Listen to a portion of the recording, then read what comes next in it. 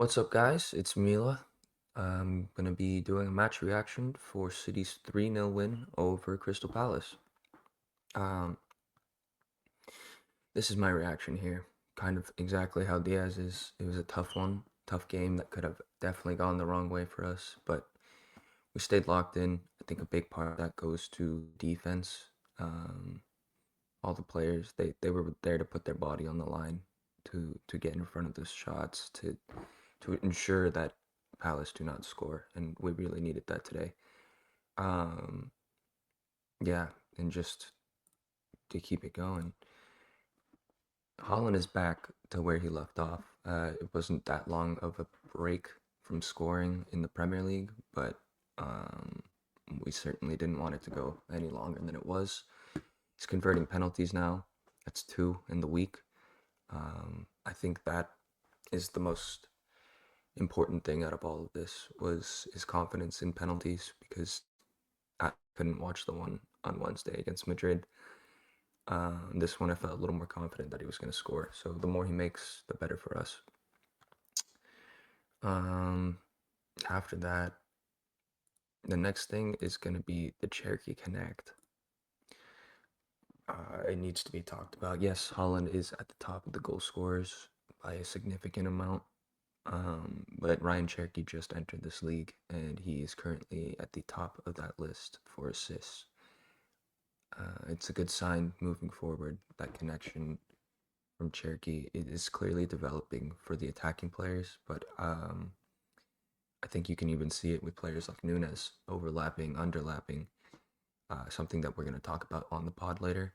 But yeah, he's more than just important. He's pretty pivotal to our success this season and the way we want to build going forward. Another thing I wanted to talk about was this, and I think this is just a good overall view of the game if you weren't able to watch or if you just don't know what I'm talking about. Palace had chances. They had plenty of chances. If anything, they should have walked away with the win. On XG on paper, 16 shots to our 7, but not as much possession. So we had control in the possession tag. But I feel like that's kind of a given against this Palace team. Whereas a lot of our turnovers that led to their shots were self-inflicted. I still think Palace did a great job with the press and to create chances, but we could have totally avoided this stat line and made it a more comfortable game. I think Nico Gonzalez looked a little bit out of place today for the first time in a while, and that was just too many touches in the midfield. But then you give it to a player like Cherokee who can beat a couple guys, do a little flick pass to a Nunes or a Foden, and then get you out of that press. It's huge. And if this stat doesn't show you what he can do with that on top of the watching what he can do, then I really don't have anything else. He makes something out of nothing. We didn't really have XG to work with, but he can make stuff happen if it's just a little flick or if it's just a little dink pass.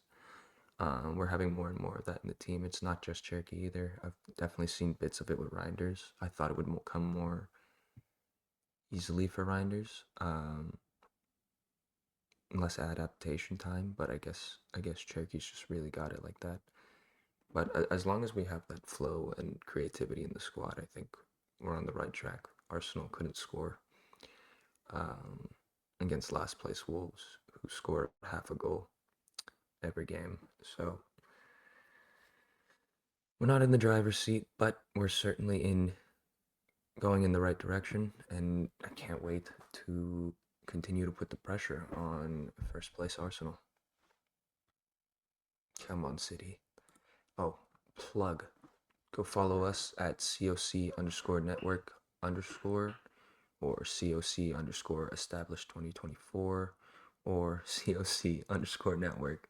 We're working to get all the followers up ASAP. 500 is the goal, but we'll shoot for higher. Thanks.